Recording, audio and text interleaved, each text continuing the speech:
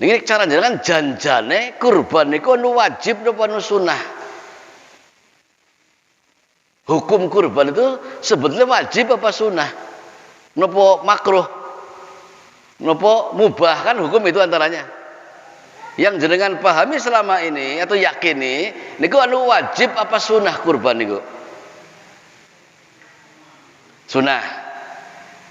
Jere sinten? Salah muakkadah. Di bab ini para ulama ahli tafsir berbeda pendapat, berbeda-beda pendapat.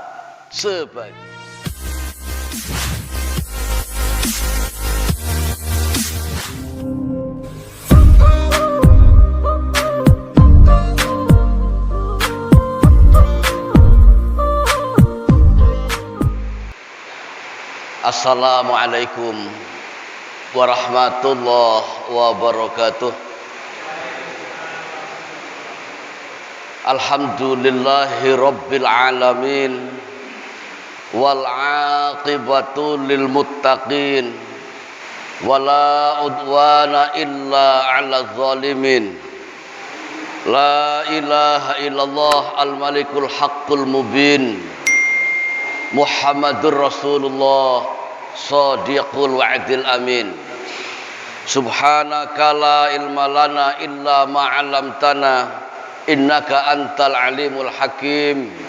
Rabbi inni lima anzalta ilayya min khairin faqir. Wa sallallahu wa sallama ala nabiyyina Muhammad wa ala alihi wa ashabihi wa man tabi'a hudahu bi ihsanin ila yaumil mi'ad. Hadratil mukarramin, para sepuh, para penispuh, hadirin hadirat rahimakumullah. Alhamdulillah bi qadarillah kita dimampukan untuk salat berjamaah. Kemudian sebagaimana biasa pada Ahad pagi kita melanjutkan berusaha nambah amal soleh, membuat majelis taklim atau majelis zikir. Sebelumnya marilah kita bersama-sama meluruskan maksud agar berpahala yang kita lakukan, bernilai yang kita lakukan sekecil apapun. Untuk itu marilah kita awali majelis dengan membaca basmalah sesarengan. Bismillahirrahmanirrahim. Sungguh kita sangat berharap bahwa seluruh amalan yang diawali dengan basmalah, semoga Allah Ta'ala berkenan melipat gandakan menjadi amal soleh yang memberatkan timbangan kebajikan kita di yaumil mizan. Jamaah ingkang pinulya, sebagaimana telah kita pahami bersama bahwa makna daripada kurban tentu bukan hanya menyembelih binatang, tapi kurban memiliki makna yang lebih luas, yakni segala sesuatu yang untuk mendekatkan diri kepada yang dipuja atau yang disembah. Dan yang berkurban tidak hanya orang Islam, yang berkurban tidak hanya orang mukmin, tapi orang-orang kafir pun berkurban. Perbedaannya, orang-orang mukmin berkurban untuk Allah dan orang-orang kafir berkurban untuk selain Allah. Dan jenis kurban tentu tidak hanya hewan sembelihan saja, bisa ucapan, bisa perbuatan, bisa berupa harta benda. Dan sembelihan hewan kurban pada tanggal 10 sampai 13 Dzulhijjah ini hanya sebagian kurban orang mukmin kepada Allah Ta'ala. Artinya sebagian amal yang untuk mendekatkan diri kepada Allah.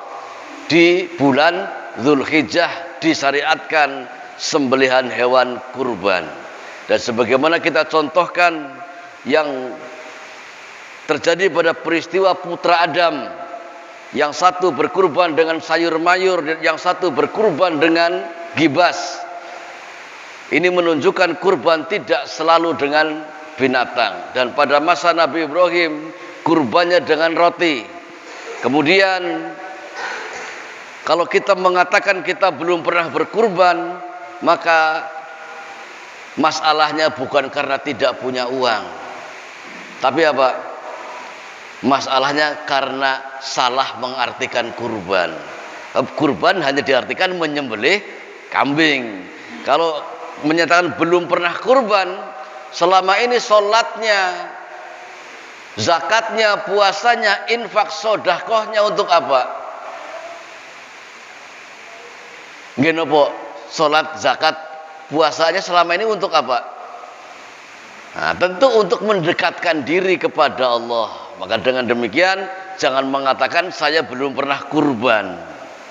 Ya, kalau saya belum pernah kurban dengan sembelihan atau dengan kambing, tapi tentu yang kita lakukan lebih banyak lagi selain menyembelih dalam rangka mendekatkan diri kepada Allah. Bahkan kaum jahiliyah waktu itu pun menyembah Lata, Manat, dan Uzza dalam rangka mendekatkan diri kepada Allah. Maka berusahalah sedapat mungkin melakukan upaya untuk mendekatkan diri kepada Allah dengan yang disyariatkan oleh Rasulullah. Jamaah ingkang pinulya, sebatas mengingatkan kepada jamaah yang ada rizki untuk menyisihkan hartanya, melakukan penyembelihan pada tanggal 10, 11, 12, 13 Zulhijjah besok. Jika telah memasuki tanggal 1 Zulhijjah, hadis diriwayatkan oleh Imam Muslim menyatakan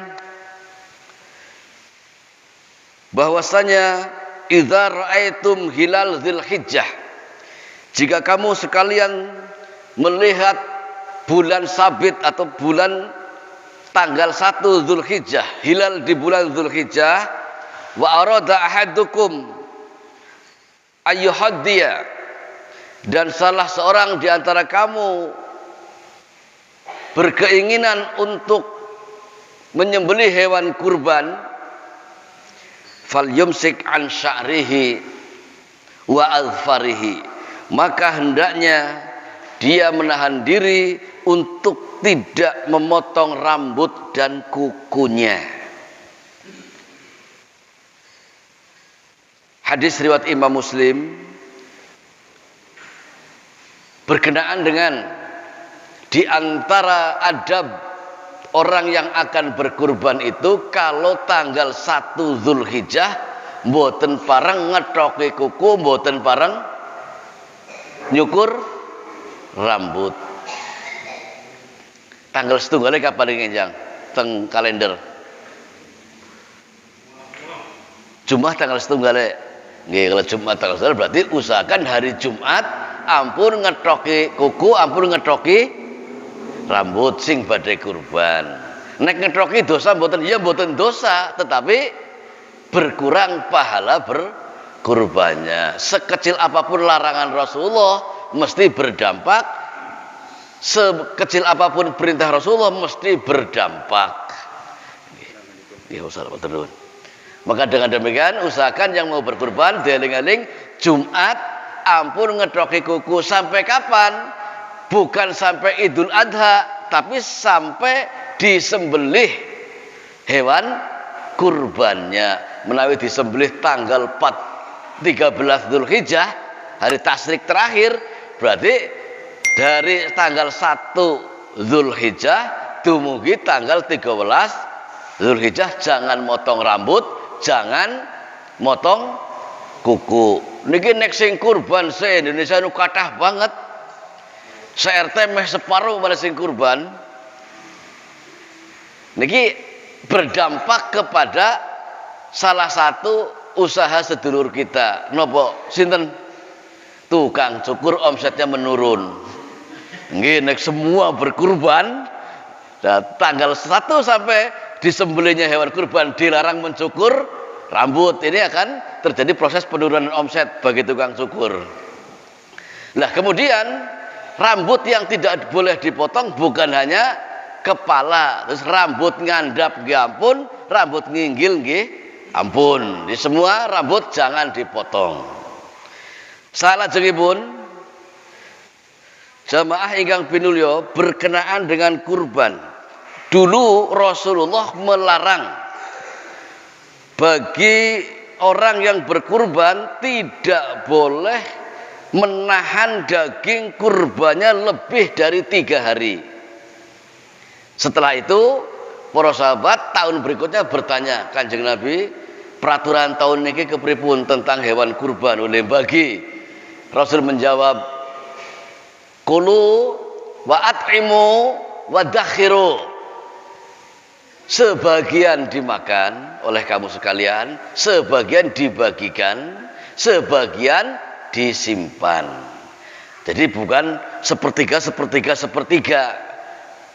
Kalau udah sepertiga kata matematik, berarti udah pas nek 15 kilo berarti 5 kilo dimakan, 5 kilo dibagikan, 5 kilo disimpan. Sing dibagi kathah mboten niku. 5 kilo dimakan, 5 kilo dibagikan, 5 kilo disimpan. Sing dibagi kathah mboten. Sing kathah yang disimpan, yang dimakan. Tapi prakteknya maksudnya bukan sepertiga.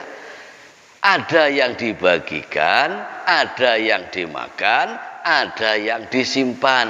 Maksudnya berarti sebatas yang ma'ruf. Kalau yang berkurban anaknya 4 umpama, keluarganya 2, ibu bapaknya 6. Ini kalau dahar setengah kiloan cukup mungkin kira-kira untuk makan satu orangnya. Ya kalau di Padang cukup ya cukup ngambil 3 kilo yang untuk dimakan. Jadi meskipun 15 ya cukup 3 kilo yang untuk dimakan. Nah, yang kemudian yang disimpan tidak harus 5 kilo lagi. Dikira-kira mbok onten yang belum dapat begitu tanggal 11 bisa memberi ke yang lain. Artinya tidak harus 5 kilo disimpan, 5 kilo dimakan, 5 kilo dibagikan, tetapi sebatas yang ma'ruf saged dipun kinten-kinten. Bahkan tahun sebelumnya tidak boleh menyisakan lebih dari 3 hari, harus selesai dibagikan. Ini karena tahun sebelumnya adalah paceklik, maka tahun berikutnya suruh dibagi, dimakan dan disimpan karena keadaannya mboten paceklik. Teng Indonesia kategorinya paceklik mboten di tahun niki. Mboten teng Mulyasari tok se-Indonesia niki termasuk kategori sing paceklik mboten. Paceklik. Lembok subur makmur. Gerang-gerang. Nggih, tapi tidak sampai dalam kondisi kados zaman Nabi Yusuf kentongan total, bingung. Ya. Hari ini artinya mambrah nggih mboten, peceklik banget nggih mboten. Maka pakai kaidah yang boleh sebagian dimakan, sebagian dibagikan, sebagian disimpan. Sebelum dilanjut, kalau ada pertanyaan rumiyin dari jamaah monggo pilih wonten di tema atau di luar tema. Belum ada? Monggo. Waalaikumsalam warahmatullahi.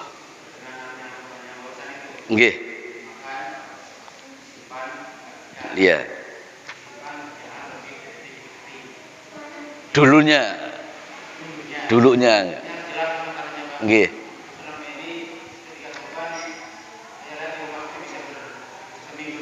Nggih.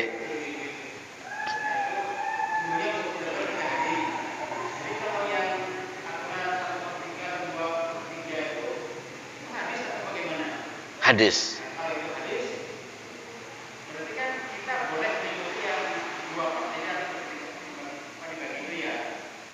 Nggih.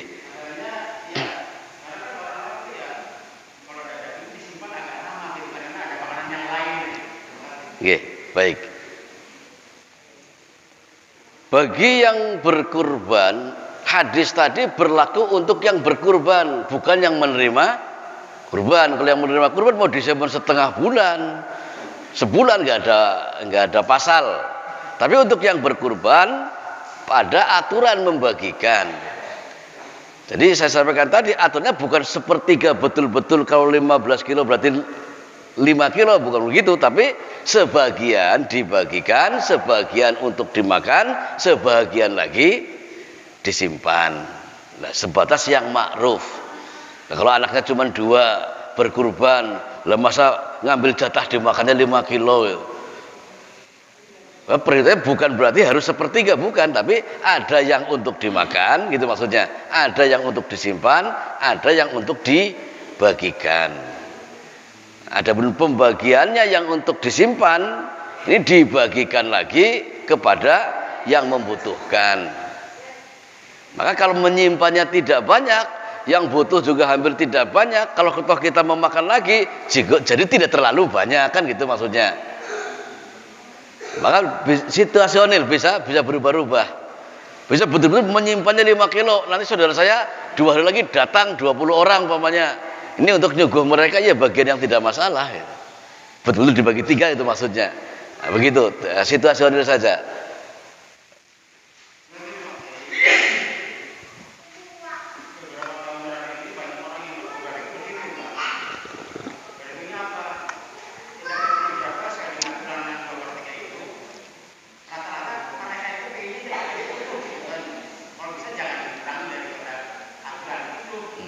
Ya, aturannya tidak salah, hanya memaknainya yang belum tepat. Ada yang dibagi, ada yang makan, ada yang disimpan, itu bukan berarti kalau 15 kilo berarti dibagi 3, bukan begitu. Hanya menerangkan dulu kan total sudah dibagi semua bahkan. Nah itu maksudnya. Ini ada yang boleh dimakan, ada yang boleh dibagikan, ada yang boleh disimpan. Dan membagikannya tidak harus ke orang miskin. Boleh saya memberi hadiah ke orang yang kaya, padahal umpamanya saya kasih itu bagian yang tidak dilarang. Demikian. Jadi waktu penyimpanannya tidak terbatas 3 hari, boleh lebih. Itu. Cuman barangkali ngambilnya jangan dibagi 3 gitu. Yang sebatas yang makruf lah. Sifatnya untuk menyimpan, untuk cadangan, bukan untuk minta bagian. Kan beda lah untuk cadangan dengan untuk minta bagian gitu. Tapi kalau diminta begitu pun ya bagian daripada haknya dia atau urusannya dia. Makatan insyaallah ininya. Oke. Ada yang lain? Belum ada. Baik, kalau belum ada kita lanjutkan.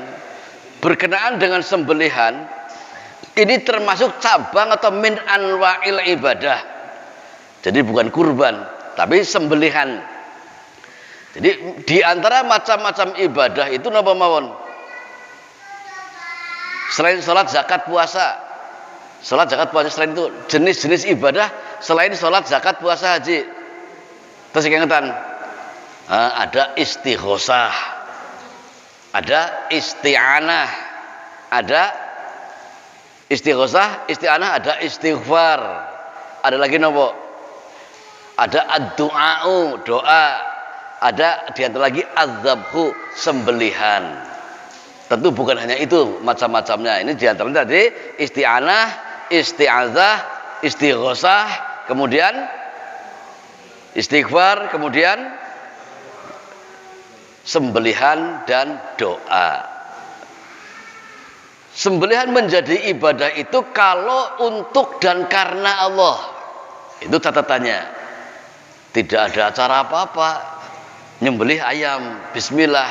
Nah, bismillahnya itu karena untuk dan karena Allah menjadi ibadah. Tapi meskipun tanggal 10 sampai 13 Dzulhijjah syariatnya ada untuk berkurban, tidak menjadi ibadah kalau tidak dan untuk Allah. Kalau tidak karena Allah dan tidak untuk Allah, menjadi tidak bernilai ibadah. Maka dengan demikian, kalau terjadi ada sebagaimana kita pahami syarat sahnya hewan kurban itu kalau sudah musinah. Musinah itu sudah ngumur, di mana ukurannya untuk kambing paling muda itu 1 tahun, bukan paling tua. Minim umurnya sudah mencapai 1 tahun untuk kambing. Untuk sapi minim sudah berumur 2 tahun. Untuk unta minim sudah berumur 4 tahun. Jadi kalau punya unta baru 2 tahun setengah pokoknya untuk kurban tidak sah. Kenapa? Rasul yang mengatur umur unta minimal 4 tahun, umur sapi minimal 2 tahun. Maka bagian yang perlu diperhatikan bagi yang mau kurban atau yang mewakili membeli binatang sembelihan, kalau beli sapi harus menanyakan umurnya. Nek jawabannya biasanya mboten ngertos. Tapi nopo? Nggak ada akte kelahirannya sapi, jadi angel diteni. Ya tapi paling tidak mengerti lah, dicek paling enggak. Nah, kalau kambing mungkin lebih mudah karena biasanya peternak langsung yang punya, kemudian dijual langsung. Kalau toh dibeli di pasar, biasanya yang punya tidak jauh, bisa dicari yang punya. Dan lebih gampang pula diteni kambing. Asal unturnya meling-meling biasanya sudah mencapai umuran lebih dari 1 tahun, apalagi sudah poel gitu. Asal ampun dijotos nang sinduwe ambrol itu. Nah jadi ompong itu bukan ukuran. Nah, kalau lagi bijikan ambrol sampai umur 8 bulan, nah jadi sebaiknya tetap ditanyakan karena ini bagian menjadi syarat sahnya binatang yang untuk dikurbankan. Yang lainnya jangan pincang, yang jelas pincangnya atau patah tulangnya. Nek mandan deng kelangtok masih boleh. Yang penting jangan kebangetan deor lah itu. Terus buta yang sangat jelas butanya. Kalau dikelepeki suket kadang-kadang kelihatan, kadang-kadang boten, ini masih kategori boleh. Kalau total tidak melihat, meskipun besar, ya usahakan jangan dikurbankan. Bagian yang tidak sah kalau picek atau buta. Bagian yang tidak sah lagi adalah kalau sakit, eman-eman, gede. Tapi nopo menyat ora bisa umpamanya sapinya, ya jangan. Terus yang berikutnya, tidak picek, tidak buta, tidak pincang, terus tidak sakit, semerintil, tapi balung tok, kering banget, ya jangan. Ini 4 poinnya itu. Tabiin pernah datang ke tabiin yang lain. Saya mau kurban je, tapi wedhusnya udah langka sungune sayang banget lah. Terus kepriwe ya ora sida, gawangene bawa ke sini.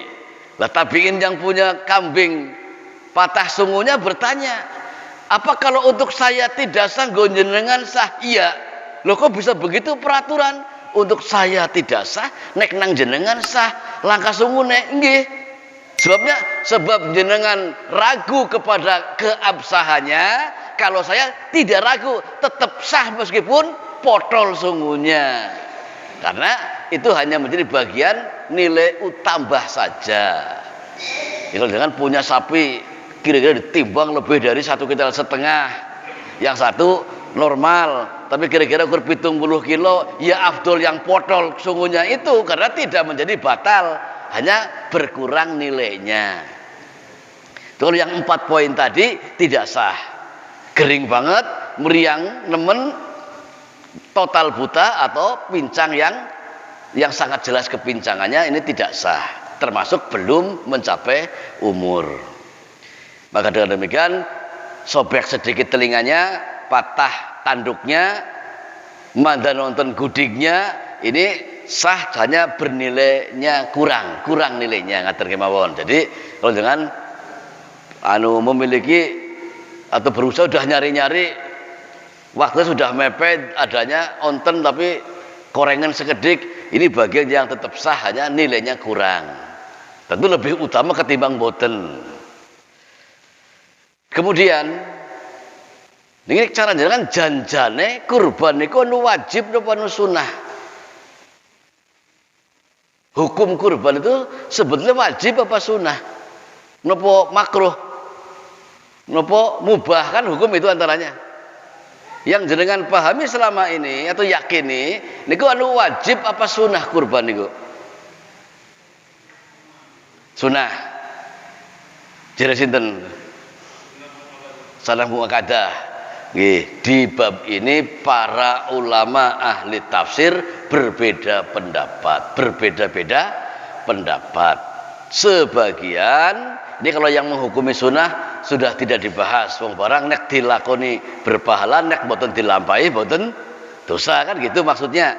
Nah, kalau kepada yang wajib dalilnya sama, mentafsirinya yang tidak sama. Quran surat 108 ayat 2. Fasholli li rabbika wanhar. Maka sholatlah engkau untuk Allah dan sembelihlah hewan kurban. Jadi bukan wakrob, bukan berkurbanlah, tapi wanhar, artinya nyembelihlah. Perintahnya pun demikian, bukan wakrob, tapi fungsi sembelihannya untuk takorub, maka disebut kurban. Di perintah yang lafadznya wanhar, lakukanlah sembelihan, sebagian menghukumi sunnah, sebagian menghukumi wajib, karena perintah pada asalnya adalah sesuatu yang wajib dilaksanakan. Ditambah masa sholatnya wajib, nyembelihnya sunnah, kan sepaket itu seayat. Sholat wajib nggak ini yang 5 waktu?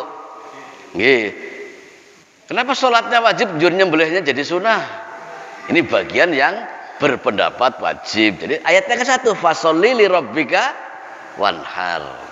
Laksanakanlah sholat oleh kamu, perintahnya wajib di situ. Sementara nopo wanhar dan sembelihlah hewan kurban, kon dadak yang separuh perintah dalam satu paket ayat itu dihukumi sunnah.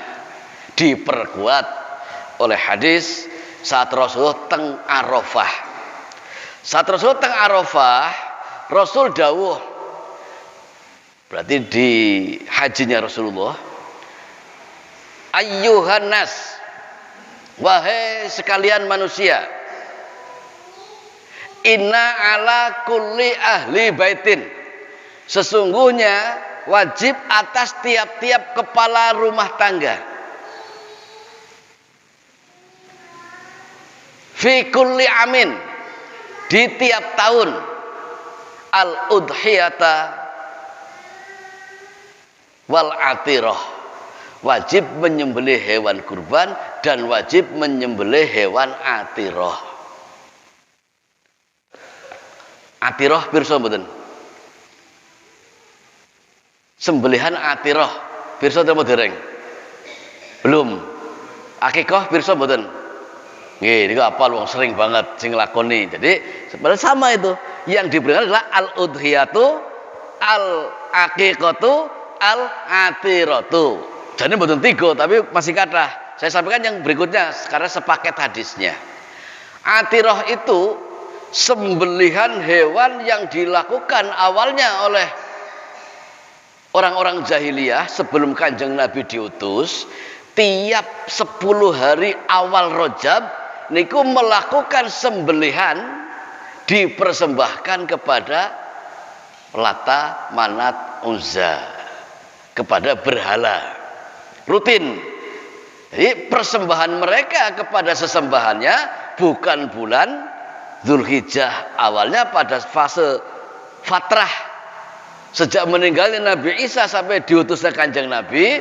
Masyarakat jahiliyah rutin melakukan persembahan kepada Lata, Manat, Uzza dan berhalanya tiap 10 hari yang pertama bulan Rajab. Maka dinamakan sembelihannya dengan istilah lain Rajabiyah atau al-atirah. Setelah Kanjeng Nabi diutus, Kanjeng Nabi tidak menghapus boleh melakukan sembelihan pada 1 sampai 10 Rajab, hanya diganti yang dulunya untuk berhala dirubah hanya untuk Allah. Jadi nanti kalau ketemu saudara atau teman atau rekanan tanggal Rajab, tanggal 1, 2, 3 sampai 10 kok menyembelih binatang, dibagi-bagikan, ini nggak ada apa-apa, hajat boten, terus walimah boten, terus yang lain boten, nggak ada apa. Ini melanjutkan kebiasaan Arab jahiliyah melakukan persembahan hanya dulu untuk berhala. Di zaman Kanjeng Nabi boleh melanjutkan tapi untuk Allah. Jadi asal untuk Allah menjadi ibadah. Apa ada tuntunannya? Lah nek anu pas ketamuan utawa pas ada keperluan nyembelih pitik bismillah, ada tuturannya mboten? Tentu tidak, Rasul tidak selalu menjamu orang datang atau tamu disembelihkan ayam. Maka yang menjadi titik masalahnya bukan tanggalnya, tetapi nopo? Bismillahnya. Dan Rasul tidak ngaruh-aruhi sahabat yang tetap melangsungkan atiroh. Lah, padahal di sini, wahai manusia sekalian, inna ala kulli ahli baitin. Tengriki mboten lafadz farodo atau furido atau wujiba atau kutiba, adanya ala. Lah ngertosipun ala kok diartikan wajib saya pundi? Inna ala kulli ahli baitin. Mboten nonton furido difardukan, mboten nonton wujiba diwajibkan, mboten nonton kutiba telah ditetapkan atau ditulis. Mboten nonton pakai ala. Saya bertanya, jenengan yang paham ayat yang mewajibkan haji niku ungelipun kepripun? Lafaz ayat yang menandakan atau menunjukkan wajibnya haji, lafaznya kepripun? Mbok yakin yen haji niku wajib?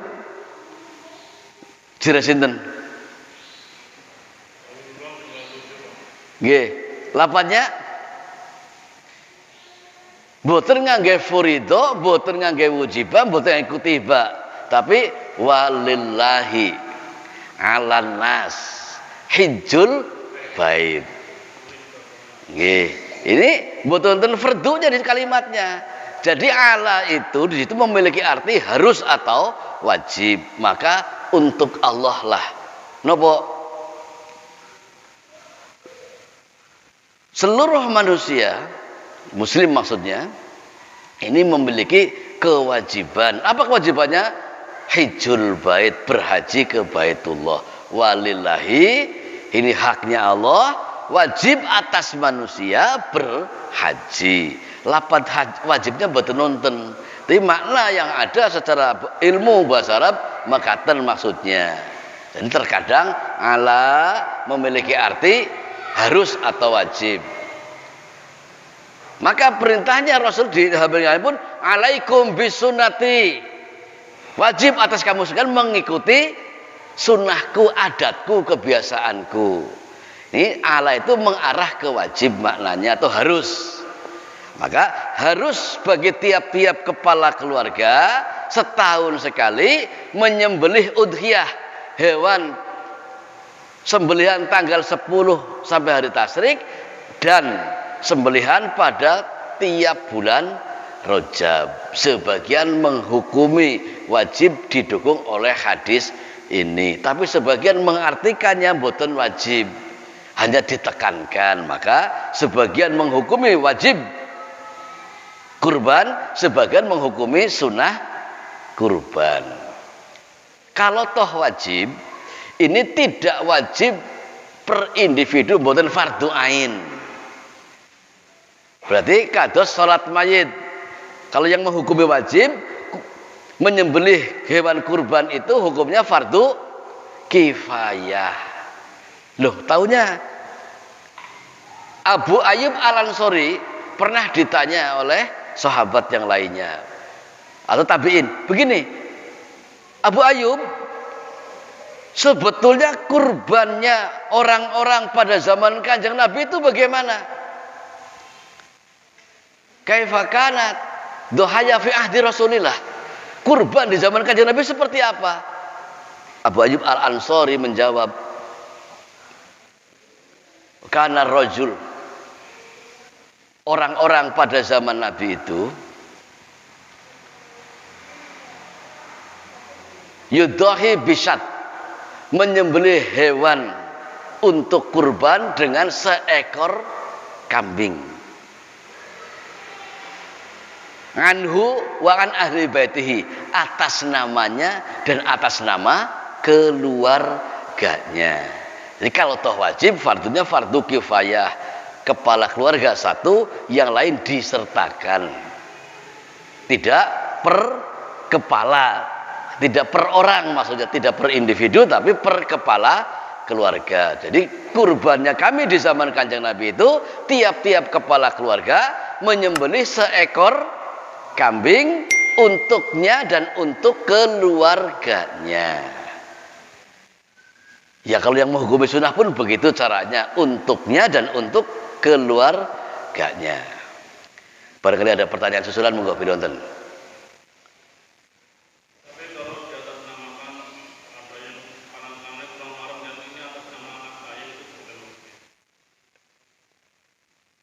Boleh tapi menyalahi sunnah. Nggih. Tapi menyalahi sunnah. Kanjeng Nabi ya punya putra ya punya putri. Para sahabat ya punya putra-putra ya punya putri-putri. Tapi dalam rangka mengejar kebaikan, ini belum pernah ada kisah mengenai Kanjeng Nabi menyembelih hewan kurban atas nama putra maupun putrinya maupun istri-istri Nabi. Demikian para sahabat tidak pernah ada kisah menyembelih atas nama putranya atau putrinya atau atas nama istrinya atau atas nama simbah buyutnya yang sudah meninggal. Itu maksudnya. Jadi seyogianya di atas namakan kepala keluarga. Lampun rondo kepripun? Ya atas nama ibu rondo itu dan keluarganya gitu. Jadi jangan merasa kurang marem. Komputernya Gusti Allah tidak akan error membagi pahala, ngaten mawon. Jadi dianjurkan atas fardhu kifayah. Kalau yang fardu yang sudah pun sama, kifayahnya menjadi sangat dianjurkan kepada sebagian kepada keluarganya, bukan setiap individu sangat ditekankan, tapi kepala keluarga dilibatkan keluarganya. Maka terus sementawis. Ada yang lain? Monggo.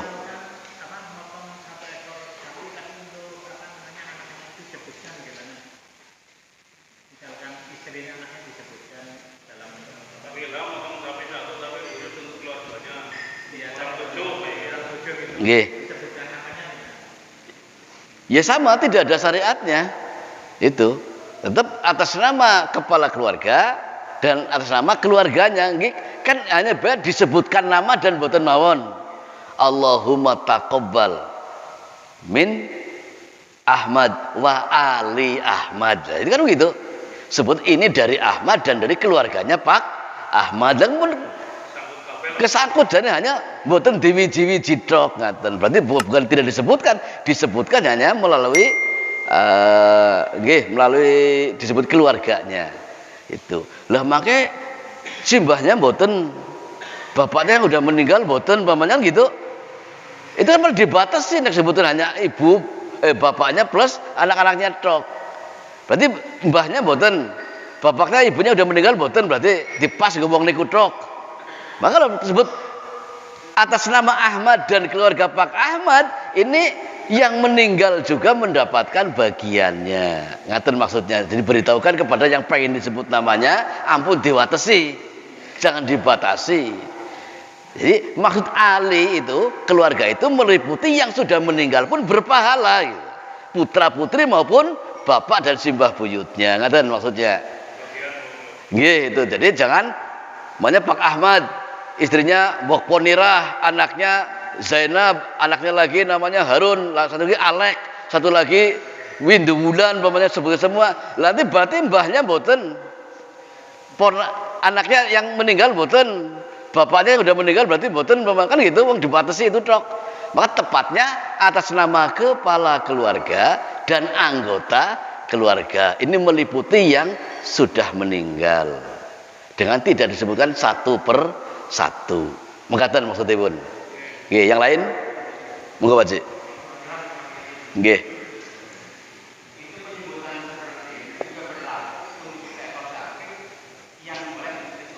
Nggih.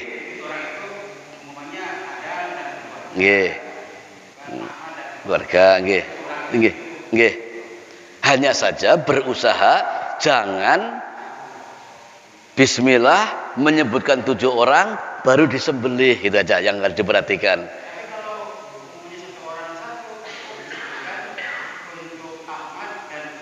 Nggih. Enggak usah, kalau itu pembatasan. Dan maksud keluarga itu adalah yang hidup dan yang mati masalahnya.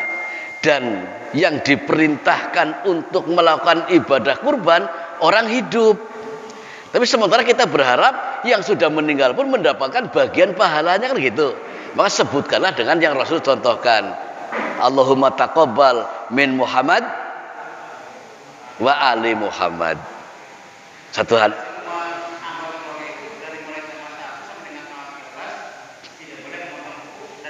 Nah, di bab itu ada dua pendapat.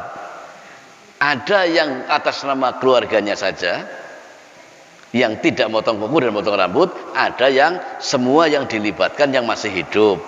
Bukan mbahnya udah meninggal ikut tidak motong kan gitu, atau bapaknya gitu. Jadi ada dua pendapat.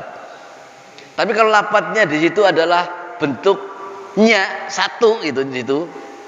Domir sya'rihi itu berarti rambutnya itu kan satu orang berarti itu. Lihat dohir hadis itu. Kami lebih memilih yang hanya yang akan untuk atas nama saja. Putra putrinya dan istrinya boleh karena hadisnya hanya untuk satu orang. Makatan. Ada yang lain? Tidak ada. Baik, kalau nggak ada kita lanjutkan ke hal yang lain. Man ba'a udhiyah fala udhiyatan lahu. Hadis riwayat Imam Al-Hakim. Barang siapa yang menjual jilda udhiyatihi, kulit hewan kurbannya, maka tidak ada kurban baginya. Tidak bernilai kurban seseorang yang menjual kulit hewan kurbannya. Ini yang kurban. Umpama yang kurban 7 orang diberikan kepada si Zaid. Lah Zaid merasa tidak sangat penting dijual ke tukang kulit. Yang kurban sah apa enggak ini?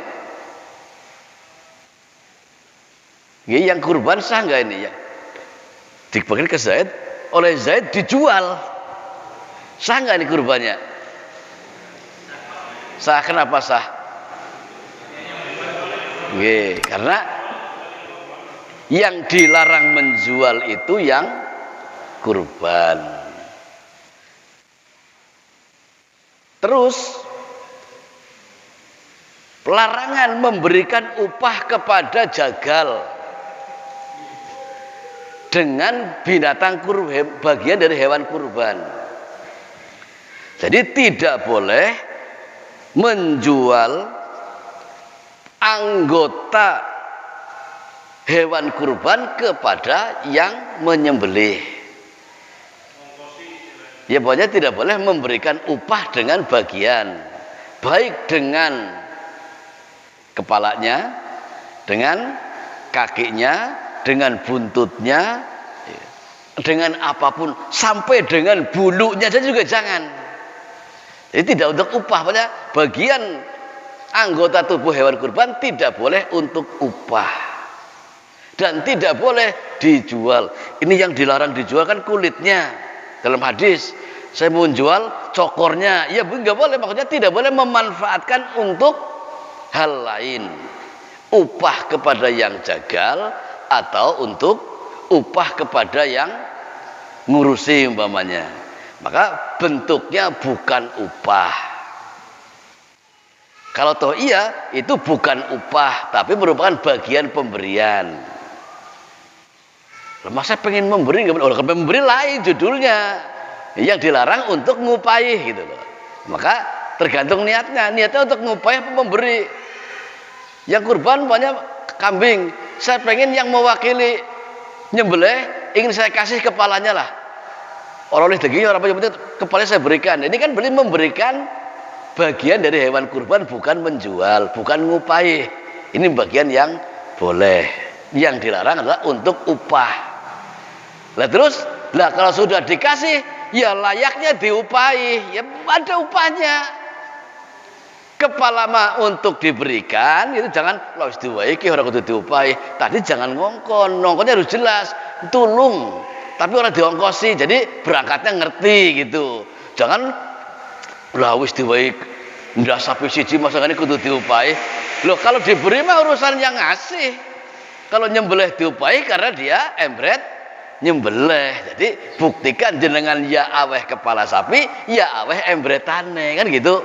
Jangan sudah dikasih kepala tidak dikasih upah, wong dia memang pekerjaannya tukang jagal. Nah, jadi dibuktikan dengan ngasih kepalanya, ya ngasih ongkosnya. Baik, kalau ada pertanyaan yang lain silakan. Biloten, monggo.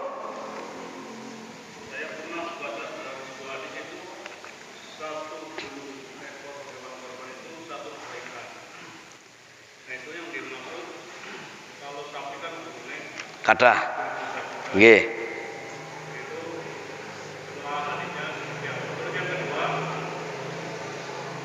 Seandainya ini di kelompok-kelompok korban itu ada yang mempercayakan kepada tukang jagal yang memotong. Nah itu apakah keabsahan dari para tukang jagal itu nek cara menjawabkan sing tukang motong gue sing ada betul kudune, maksudnya tidak betul kudune, maksudnya kayak gitu. Nah, itu seandainya terjadi tukang jagal mungkin orang sembahyang subuh kalau motong hewan korban itu bagaimana? Baik. Jadi syarat sahnya kurban itu pertama kan muslim, terus balik, kan itu. Lah kalau tidak sholat langsung menyembelih, berarti ya muslimnya bermasalah, tidak sah tentunya. Dan ini lebih pertama takbir sholat terus, yang dinilai ketika mau nyembelih, bukan tempo dulu urusannya. Perkara dulunya mabok terus, judi terus, nyolong terus, mateni wong terus, sekarang ahli ibadah terus nyembelih, yang dilihat hari ini, wong nyembelihnya hari ini bukan dulu gitu. Gitu. Jadi sebaiknya tidak dipasrahkan kepada orang yang tidak muslim, karena syarat sahnya adalah pelakunya harus balik dan muslim. Ininya pelaku kurbannya itu sebetulnya kan hanya mewakili yang kurban. Idealnya yang kurban yang nyembelih sendiri, ini ideal sekali kalau mampu. Boleh diwakilkan ya kepada sesama muslim. Nggih. Terus kurban yang paling utama niku napa? Napa menda, napa sapi, napa unta? Kambing. Terus yang lain yang paling utama napa? Ada pendapat yang lain kira-kira? Menurut saya yang paling utama jenis hewannya. Nggih. Lah, urut-urutannya niki nek wonten sing berkurban 1 ekor kambing dengan 7 sapi patungan, niki caranya bagus yang mana nilainya? Nek dibagi dagingnya lebih kata sing sapi bagi 7. Bagus yang mana? Nah, sebagian ulama itu lebih memilih yang paling bagus itu yang kurban dengan unta atas nama sendiri dan keluarganya. Yang kedua, yang utama kedua adalah berkurban dengan sapi sendiri dan keluarganya, maksudnya bukan patungan. Ranking ketiga yang berkurban dengan seekor kambing, tentu sendiri dengan keluarganya. Ya, ini bukan saya, kalau kita susunan kitab-kitab fikih itu muatannya begitu. Ranking 4 sing kepripun? Unta patungan. Ini ranking 4. Ranking 5 sapi patungan. Berarti ranking terakhir naik patungan sapi. Kan betul wedhus patungan buat nonton itunya. Nggih. Ini harus ya, sapi patungan itu ranking terakhir. Nah kalau kambing satu-satu kan mampu. Itu ranking 3 itu malah. Nggih. Jadi demikian pula praktek para sahabat saat Abu Ayyub Al-Ansari bertanya, dulu para sahabat itu menyembelih seekor kambing atas namanya dan atas nama keluarganya. Artinya jangan malu kalau saya pakai kambing, lain pakai sapi, itu malah lebih utama. Nyontoh amalan sahabat gitu. Tetapi tetap sah dan bernilai karena hitung-hitungannya bukan binatang yang disembelihnya. Innama yataqabbalullah minal muttaqin. Jadi ya setelah itu yang diutamakan bukan jenis yang disembelihnya, tapi yang perlu didandani ketakwaan yang berkurban. Meskipun nganggo sapi pitu sendirian atas namanya di 7 masjid, kalau takwanya di hadapan Allah mboten nonton, maka Allah tidak menerima daging dan darahnya. Yang paling inti adalah takwanya. Untuk itulah para khotib sedunia mboten teng Majenang tok, tiap Jumat mengingatkan, marilah kita meningkatkan takwa kita kepada Allah Ta'ala. Ini bukan omongan lamisan orang yang mau khutbah tambah nganggur. Betul-betul pesen. Dan itu menjadi rukun khutbah. Ini saya ulangi kepada jamaah, bukan pengangguran menunggul jemaah pada ngomong begitu, bukan pengangguran ya. Rukun khutbah itu yang khotib harus mengingatkan pesan takwa.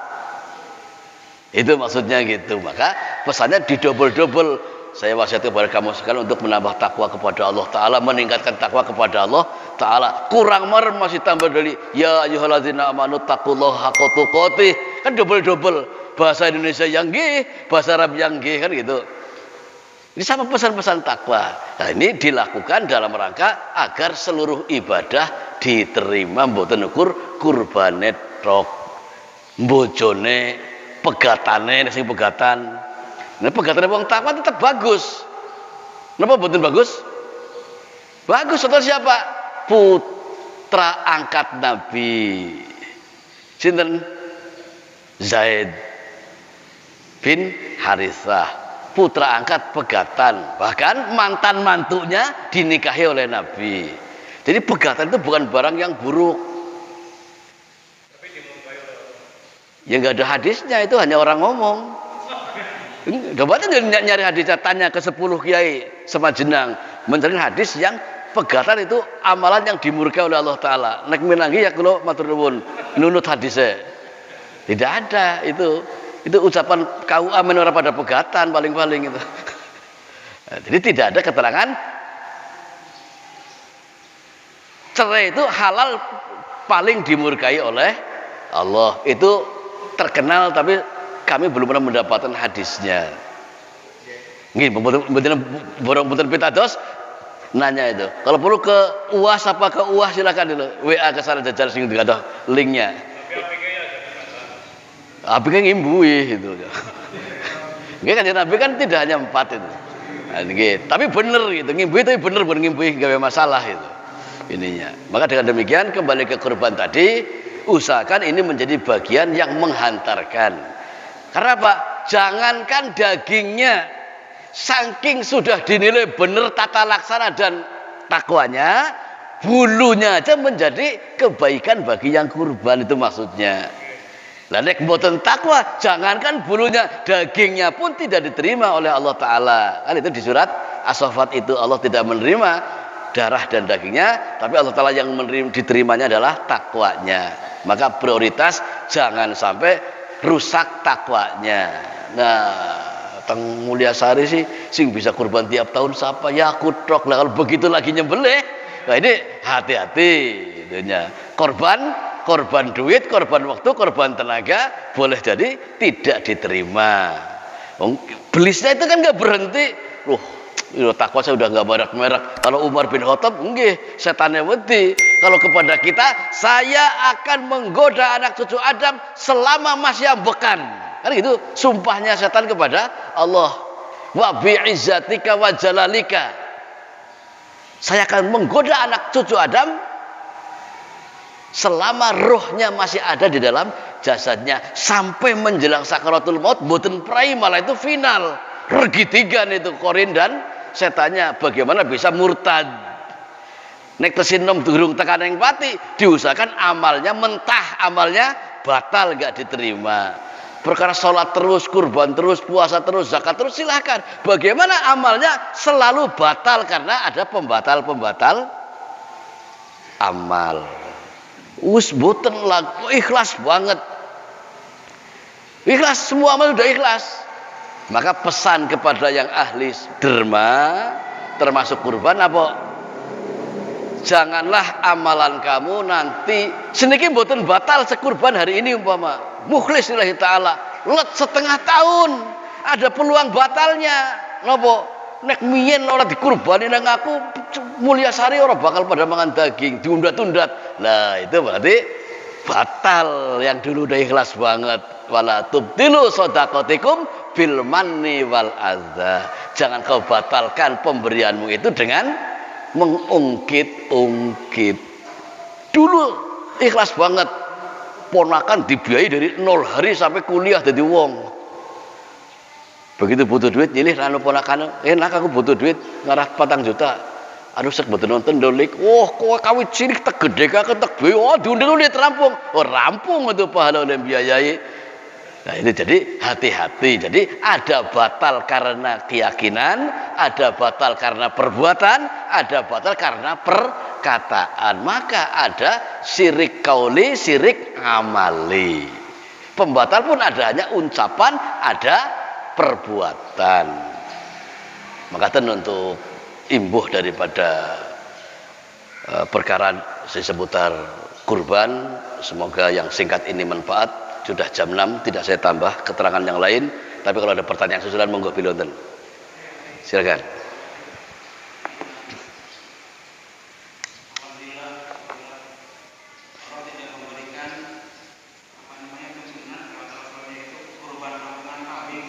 Nggih. Nggih.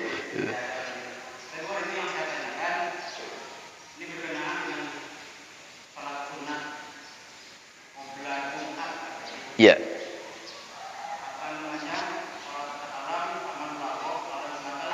Ya.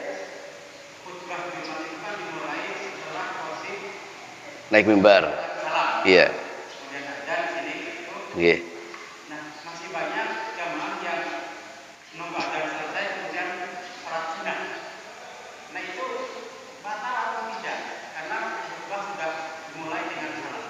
Nggih, baik.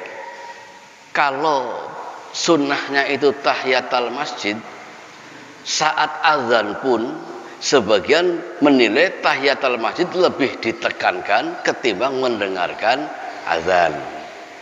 Sebagian diam dulu berdiri mendengarkan azan baru sholat. Yang penting tidak duduk dulu, karena larangan. Barang siapa di antara kamu sekalian masuk ke dalam masjid, fala yajlisana, maka sungguh jangan buru-buru duduk hatta yusoli, sampai dia sholat 2 rakaat. Dan berkenaan dengan orang yang sudah azan atau bahkan ada yang sudah khutbah, dia tetap sholat. Kalau sholatnya tahiyatul masjid, ini ada tuntunannya. Ini kalau yang sudah mulai khutbah atau sudah azan.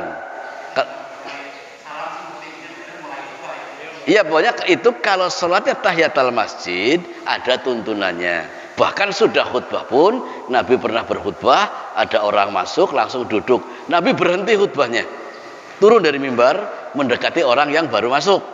Sudah sholat belum? Belum. Sholat 2 rakaat. Tapi maksudnya tahiyatul masjid, bukan qobliyah Jum'ah. Yang dengan tanyakan qobliyah Jumat apa tahiyatul masjid? Ini yang ditanyakan balik. Nah, di bab orang yang meyakini bolehnya qobliyah Jum'ah berdasar kepada dalil umum. Bainas adzanain, di antara 2 seruan, ini qomat adzan dan iqamah, as-shalah, ada salat sunnah. Ini menjadi patokan sedulur kita yang tetap ada qobliyah Jum'ah. Hanya prakteknya sahabat dan kanjeng Nabi tidak mempraktekkan qobliyah Jum'ah. Dan sunnah yang ditinggalkan oleh tidak NU, tidak Muhammadiyah, tidak Persis, hampir di seluruh persyarikatan Indonesia adalah amalan sahabat begitu masuk masjid, tahiyatul masjid. Setelah tahiyatul masjid, sholat 2 sampai imam salam. Ini yang tidak saya jumpai di Muhammadiyah, di NU, di Salafi, di Persis, dimanapun. Ya sholat mutlak. Iya, surah sahabat itu saat menunggu imam khutbah ini tidak memperbanyak wirid zikir, tapi memperbanyak sholat sunnah mutlak sampai Kanjeng Nabi naik mimbar. 2 rakaat salam niat sholat sunnah mutlak sampai imam salam naik. Iya, sampai menaik itu jadi menjelang khutbah. Jadi bukan memperbanyak zikir, apalagi memperbanyak ngantuk gitu. Jadi ini saya berkali-kali berusaha menyaksikan. Jadi yang di Salafi ya begitu, yang di LDI ya begitu. Tidak ada yang memiliki upaya untuk sholat sunat mutlak. Yang jenggotnya cingkrang panjang pun tidak itu. Yang landung gedambreh ya tidak. Padahal di ormas manapun saya belum pernah menyaksikan jamaah yang kalau semajid satu sih member itu. Jamaah rata-rata tidak melaksanakan sholat sunnah mutlak yang terus-menerus sampai imamnya naik mimbar. Yang banyak imamnya sudah khutbah baru pada datang, itu yang terbanyak. Bukan imam sudah khutbah baru pada datang malah itu. Yang banyak begitu malah yang saya saksikan sekarang. Begitu. Jadi ya bagusnya berarti yang datang lebih awal rezekinya lakukan sholat sunnah mutlak sebanyak mungkin sampai imam naik mimbar.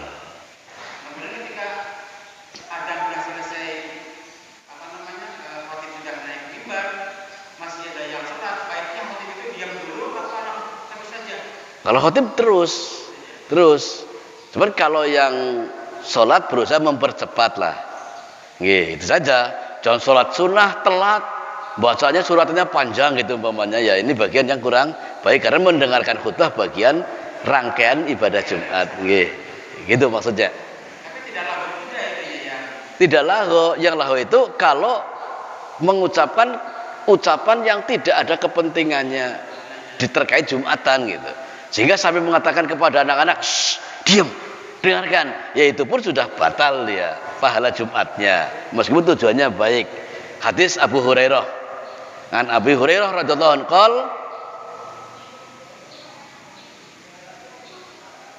Abu Hurairah radhiyallahu an menyatakan, "Idza qulta li sahibika yaumal jum'ah."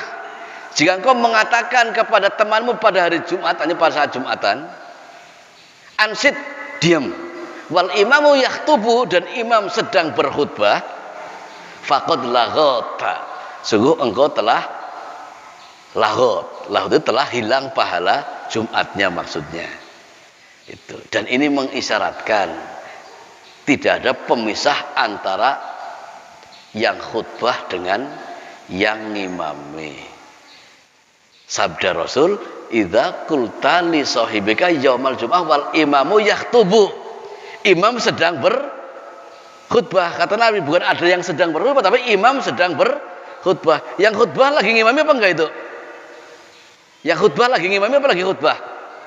Nah, jadi ini isyarat wal imamu yaktubu. Yang jadi imam itu yang khutbah. Tapi ini tidak sampai wajib.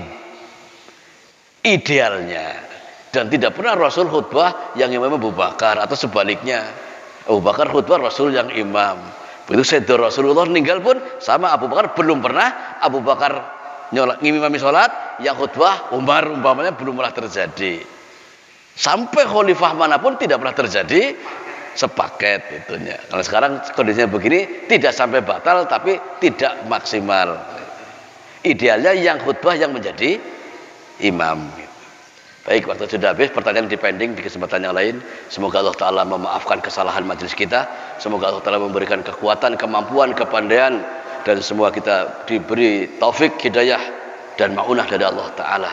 Allahumma ja'alna min ibadika syakirin, Allahumma ja'alna min ibadikal qanitin, Allahumma ja'alna min ibadikal khashi'in, Allahumma ja'alna min ibadikal muttaqin, Allahumma ja'alna min ibadikal mukhlasin, Allahumma ja'alna min ahli ta'atika ajma'in, Allahumma ja'alna min ahli la ilaha illallah Muhammadur Rasulullah, Allahumma srif anna azab jahannam, inna azabaha kana gharama, innaha sa'at mustaqarra wa muqama, Allahumma afrigh alaina sabran wa tawaffana muslimin, Rabbana atina min ladunka rahmah wa hayyi' lana min amrina rasyada, wa sallallahu wa sallama ala nabiyyina Muhammadin nabiyil ummi wa ala alihi wa sahbihi wa barik wa sallim.